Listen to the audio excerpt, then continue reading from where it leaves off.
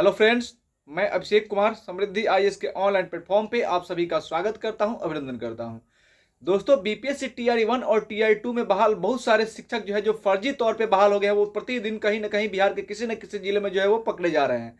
और ये जो शिक्षक फर्जी तरीके से बहाल हुए हैं, इनको बिहार के ही स्कूल में जो हेडमास्टर हैं वो उनको बचाने का काम कर रहे हैं। ऐसे दो हेडमास्टर जो है दोस्तों, वो भी कल पकड़े गए हैं, जिन्होंने फर्जी तरीके से बहाल शिक्षकों को जो है वो बचाने का कार्य किया है। इसको लेकर के अपडेट आया है कि 2 एचएम और 1 दलाल की गिरफ्तारी से मचा हड़कंप। यानी कि ये ऐसे लोग हैं जो फर्जी तरीके से बहाल लोगों को जो है वो बचाने का काम कर रहे हैं। और जो ये लोग फर्जी तरीके से लोग बहाल हैं, ये गलत डॉक्यूमेंट लेकर के जो है वो गलत तरीके से आरक्षण का लाभ लेकर के, या फिर सीटेट में मार्क्स कम होने के बावजूद भी जो है वो टीआरई 1 और टीआरई 2 में इन्होंने नौकरी पाई है। ऐसे शिक्षक हैं और ये प्रतिदिन कहीं ना कहीं बिहार के किसी न किसी जिले में पकड़े जा रहे हैं। आखिर ये शिक्षक जो फर्जी तरीके से बहाल हुए, इन्होंने किसके हक को मारा है, किस प्रकार के जो स्टूडेंट्स हैं जिनके जिनको उनका हक नहीं मिला है और फर्जी के तरीके से ये बहाल हो गए, इन सब पर हम दोस्तों बात करेंगे। साथ ही दोस्तों एक और अपडेट है कि जो डीओ है समर बहादुर सिंह, उन्होंने शिक्षकों से जो है इसको लेकर के स्पष्टीकरण मांगा है और जिले में बीपीएससी से बहाल राज्य के बाहर के 46 शिक्षकों की जाएगी नौकरी। एक ये भी अपडेट है, यानी कि 46 ऐसे शिक्षक हैं जो कल तक जो है वो पकड़े गए हैं, जिन्होंने फर्जी तरीके से जो है वो नौकरी की है। टीआरई 1 में और टीआरई 2 में इनकी संख्या जो है वो 46 है। यानी ये कल की बात है। समस्तीपुर में जो है वो समस्तीपुर की वो घटना है जिसमें एचएम जो है इनको बचाने का काम कर रहे हैं। और ये 46 शिक्षक जो हैं वो दूसरे दूसरे जिले के हैं, लेकिन ये सभी शिक्षक जो है दोस्तों वो अदर स्टेट के हैं, यानी कि दूसरे स्टेट के हैं। अब ये दूसरे स्टेट के जो हमारे साथी जो ये फर्जी तरीके से बहाल हुए हैं टीआरई 1 और टीआरई 2 में, ये जो शिक्षक हैं इन्होंने किसी ऐसे छात्र का जिनका 2 से 3 नंबर से जो है वो मेरिट से बाहर रह गए थे, उनके हक को जो है इन्होंने मारा है। ऐसे 46 एक दिन पकड़े गए हैं, कुछ और पकड़े गए थे। कल 12 ऐसे शिक्षक जो है वो अररिया से पकड़े गए थे, जो फर्जी तरीके से टीआरई 1 और टीआरई 2 में नौकरी पाए हैं। इसमें ऐसे भी शिक्षक हैं जिनको जो है जो अदर स्टेट के हैं, उनको जो है सीटेट में 60% से ज़्यादा अंक नहीं है, इसके बावजूद उन्होंने टीआरई 1 और टीआरई 2 में नौकरी प्राप्त की है।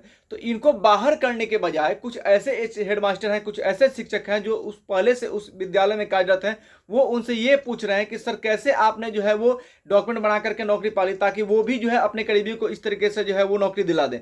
इस तरह की सिचुएशन जो है अब हो गई है।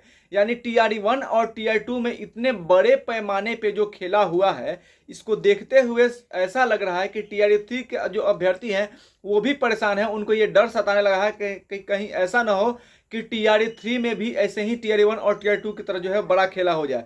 तो दोस्तों ये बड़ा खेला हो सकता है, इसको समझने की जरूरत है। यानी टीआरई 3 के जितने भी अभ्यर्थी हमारे साथ जुड़े हैं, उनके लिए ये मुद्दा है। दोस्तों देखिए, मैं ये मुद्दा आप सभी के लिए ही उठाता हूँ, क्योंकि टीआरई 3 में के आप स्टूडेंट्स हैं, इसमें 87,000 के अप्रॉक्स सीट है। टीआरई 1 और टीआरई 2 की बैकलॉग सीट को जोड़ने की बात हो रही है। बीपीएससी ने इससे मना किया है, क्योंकि ये उसके क्षेत्र की बात नहीं है। तो क्या टीआरई 3 में अगर वैसे ही टीआरई 1 और टीआरई 2 की तरह अगर फर्जी शिक्षक यहाँ पे बहाल हो जाते हैं, तो जो आप वैध तरीके से यानी कि वैध स्टूडेंट है, वैलिड स्टूडेंट है, क्या आपके हक को नहीं मारा जाएगा? यहाँ पे निश्चित रूप से मारा जाएगा।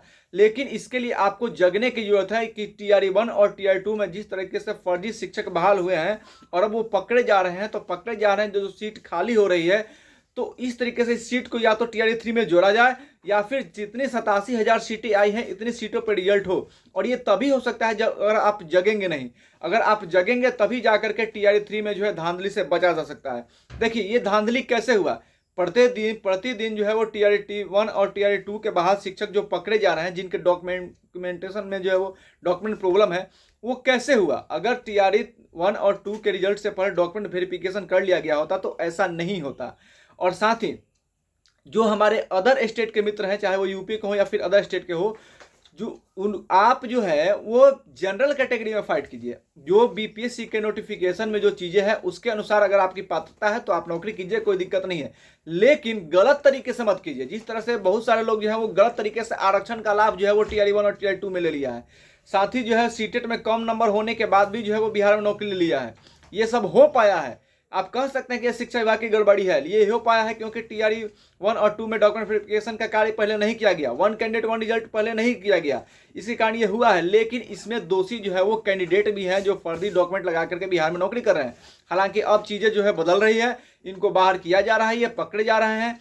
लेकिन हम चाहते हैं कि TRA 3 वाले जो हमारे साथी हैं, जो हमारे अभ्यर्थी हैं, उनके साथ गलत नहीं हो, इसलिए हम जो है उनको बता रहे हैं। प्रतिदिन ऐसी कुछ खबर आती है तो हम आपको अपडेट देते हैं कि TRA 3 के हमारे जो साथी हैं, हमारे जो छात्र हैं, वो जो है अपनी बात को समझे और देखें कि किस तरह से TRA 1 और TRA 2 में जो है फर्जीवाड़ा हुआ है। अगर आप नहीं जगेंगे, आप नहीं समझेंगे तो TRA 3 में भी खेला जो है वो हो सकता है।